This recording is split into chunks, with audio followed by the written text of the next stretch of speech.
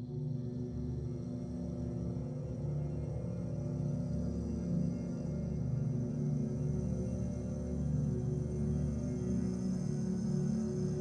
Augustine touts herself as the oldest city in the United States and has a long and haunting history hiding between the Spanish architecture and the small-town atmosphere.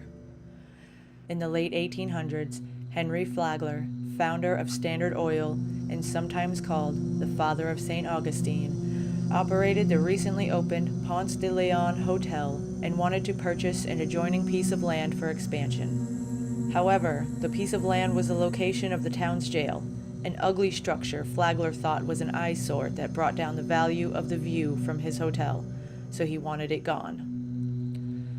He approached the county with an idea that would serve both of his purposes, getting rid of the jail and acquiring the property. The county, satisfied with the current jail, turned him down. The next time Flagler made his proposal, he also pledged $10,000 to the construction of a new jail, so the county allowed him to pick the new location, and he was deeply involved in the designing of the building. Construction completed in 1891, and the jail now looked like any other building in St. Augustine. What happened behind the nicely painted walls, however, caused it to be known as one of the most inhumane jails ever. Old Jail wasn't built to be a place of rehabilitation. It was built to be a place of punishment. Because of its location to the town, the walls were built 20 feet thick to minimize any sounds coming from inside. The windows also had no window panes in them. They were simply gaps in the wall with bars over them that did nothing to prevent weather, bugs, and other pests from getting inside. All the maximum security cells were equipped with stockades and torture devices, and all the windows in those cells looked upon the courtyard where gallows were constructed for every execution. Up to 72 prisoners could be housed here, but none of the cells had plumbing, so there was no bathing, and prisoners had only buckets for their waste. Even those they had to share. Prisoners were forced onto work details, including chain gangs and county construction projects.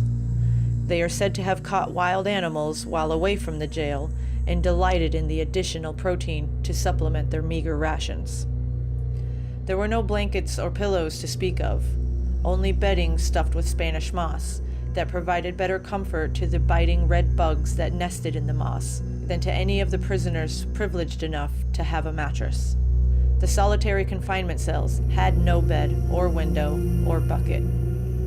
Illness was common for prisoners, and there was no separation of sick and well inmates.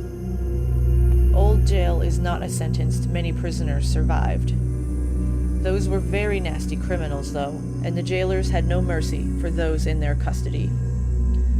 Over its 62 years of operation, it is unknown how many prisoners died, but 8 were hanged at this site, many of them experiencing excruciatingly long deaths due to poor gallows construction and jail officials not understanding the physics of a quick hanging death. Today, the old jail is a museum, offering tours during the day and the night for history buffs and paranormal investigators to explore the past. Employees of the museum tell of the strange occurrences they've had while on duty. 2 strong odors are known to permeate the air at various intervals. One is the smell of sewage that has no source. The other is a very sweet smell, described like molasses being boiled. Footsteps and moaning are also common, most often in the solitary confinement area.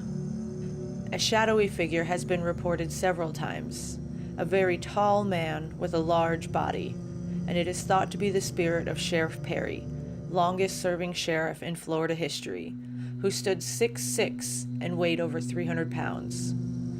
He appeared most often in the main cell block. Old Jail remained in operation until 1953, receiving plumbing and security upgrades over the years. It became a museum the following year and has been added to the National Register of Historic Places. There is no question restless spirits roam this property, still angry and in pain.